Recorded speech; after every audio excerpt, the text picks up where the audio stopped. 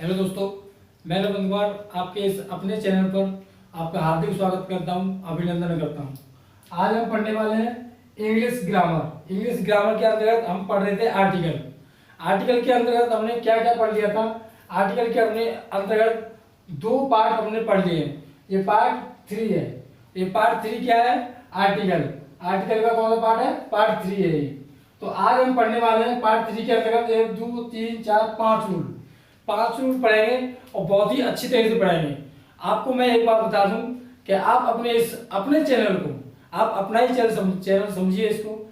मेरा चैनल क्या है? तो आपका ही चैनल है, आप देख रहे हैं, आपका अपना चैनल है। और मैं आपसे एक बात कहता हूं कि आप वीडियो को एक बार देखिए तो सही।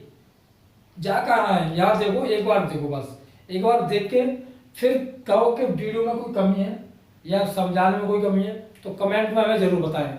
अगर समझाने में कोई कमी है तो हम और अच्छा तरीका देखेंगे, लेकिन इस तरीके में कोई समझाने में कमी है तो हमको वीडियो में ज़रूर बताएं कमेंट करके। कमेंट करके हमें बताएंगे तभी हमको पता चलेगा। तो आइए स्टार्ट करते हैं। स्टार्ट करने से पहले एक चीज़ और बता दूँ कि आप वीडियो को ज़्यादा से ज़्यादा शेयर करें और सब्सक्राइब करें और बेल आइकन घंटी दबाना बिल्कुल ना भूलें। तो आइए स्टार्ट करते हैं इंग्लिश ग्रामर पार्ट 3 आर्टिकल। ठीक है, तो आइए स्टार्ट करते हैं। रूल नंबर पहला लिखा है हमारा। रूल नंबर क्या लिखा है? पहला। रूल नंबर पहला हमारा लिखा है कि अगर एक या वन के अर्थ में ए एन का प्रयोग किया जाता है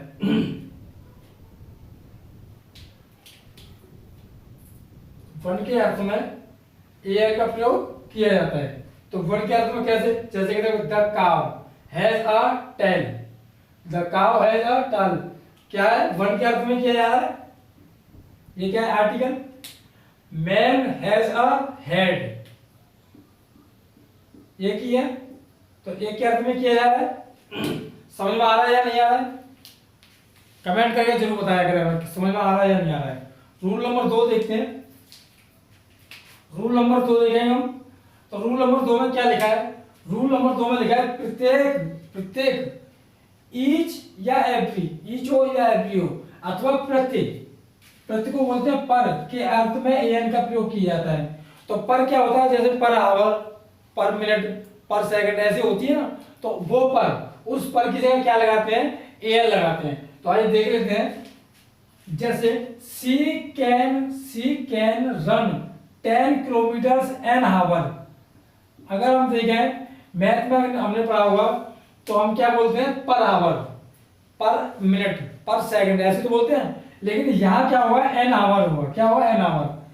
इसको हावर नहीं बोलते हैं, इसको आवर बोलते हैं। क्या बोलते हैं? आवर।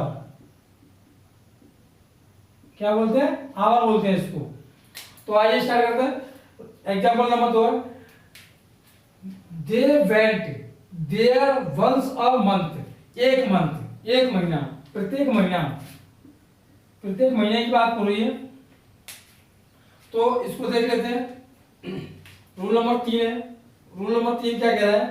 रूल नंबर 3 है कोई मतलब एनी, कोई एनी या सम या सर्टेन के अर्थ में एन का प्रयोग होता है। के अर्थ में एन का प्रयोग होता है। तो इसका एग्जांपल क्या होता है? इसका एग्जांपल है अब mister Sharma wants to meet the principal. दूसरा एग्जांपल है he did not give me a novel.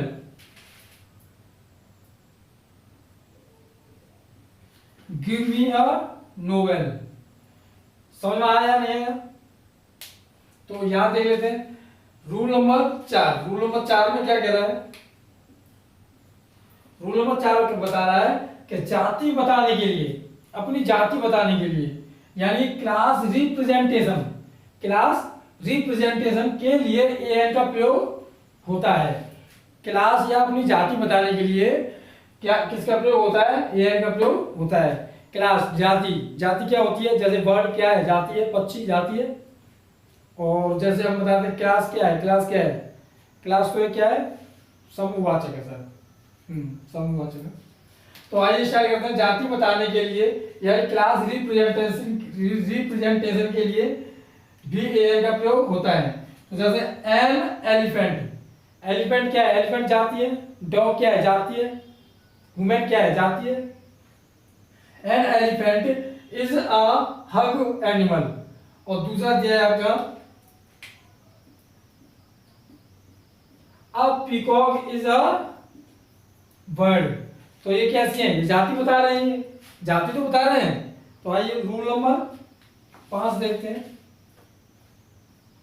Rule number 5 में क्या दिया गया है, एक्सक्लेमेटरी सेंटेंसेस में व्हाट या हाउ के बाद, एक्सक्लेमेटरी सेंटेंसेस में व्हाट हाउ के बाद सिंगुलर काउंटेबल नाउन एससीआर, मैंने यहाँ शॉर्ट फॉर्म में लिख दिया है क्योंकि यहाँ बड़ा हो जाता, तो इसलिए मैंने इसको शॉर्ट फॉर्म में लिख दिया। सिंगुलर काउंटेबल नाउन के पहले एन का प्रयोग किया जाता है। जैसे देख लेते हैं, व्हाट, इसके बाद की बात है ना,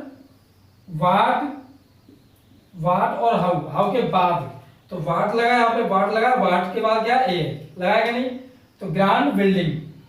और हाउ टेल एन एक्टर। तो ये मैं 4-5 रूल इसकी इस ग्रामर के अंतर्गत कराए हैं। तो ये आपकी समझ में आया है या नहीं आया है, बहुत अच्छी तरह से आपकी समझ में आ गए होंगे। ये रूल है जो 4-5 रूल है, इन 5 रूलों को आप आसानी से याद कर लेना। याद क्या कर लेना, याद नहीं करेंगे जब तक हम इन क्वेश्चनों को नहीं कर पाएंगे। मेहनत तो करनी पड़ेगी, थोड़ी बहुत तो मेहनत करनी पड़ेगी। और रही बात मैथ वगैरह की, मैथ की और जो भी है, तो उनको हम क्लास में याद करवाने की कोशिश करेंगे। और क्लास में हम मैथ इस तरीके से कराएंगे कि आपको याद ही नहीं, आपको ऐसे समझ में आ जाएगा कि आप कभी भी ऐसे सवाल देखोगे तो आसानी से कर दोगे, ये गारंटी है। तो एक बार और फिर लेते हैं इसको। एक यानी वन के अर्थ में एन का प्रयोग होता है, वन के अर्थ में एन का प्रयोग होगा। रूल नंबर तो ईच और प्रत्येक, ईच और एवरी, इनके अर्थ में भी क्या होगा, आर्टिकल का प्रयोग होगा एन। पर के अर्थ में भी होता है। और कोई, एनी, सम, असर्टेन के अर्थ में भी क्या होता है, एन का प्रयोग होता है, एन होगा यहाँ पे, एन। जाति बताने के लिए यानी क्लास रिप्रेजेंटेशन के लिए भी एन का प्रयोग होता है। एक्सक्लेमेटरी सेंटेंसेस में व्हाट हाउ के बाद एन का प्रयोग होगा। व्हाट और हाउ के बाद क्या होगा, एन का सिंगुलर काउंटेबल नाउन के पहले, सिंगुलर काउंटेबल नाउन के पहले लगेगा और व्हाट और हाउ के बाद लगेगा। तो ये आपकी समझ में अच्छी तरह से आ गया होगा, मैं जानता हूँ। और आप हमको कमेंट करके जरूर बताएं कि आपको ये क्लास कैसी लगी, क्योंकि जब तक कमेंट करके आप लोग नहीं बताएंगे तो हमको कैसे पता चलेगा। और वीडियो को कम से कम 4-5 मिनट तो देखें, तभी तो पता चलेगा आपको कि कैसा पढ़ा रहे हैं कैसा नहीं पढ़ा रहे हैं। 1 मिनट में देख के ही हटा देते हैं। तो आइए आगे देखते हैं, इस वीडियो को हम यही समाप्त करते हैं। थैंक यू, धन्यवाद।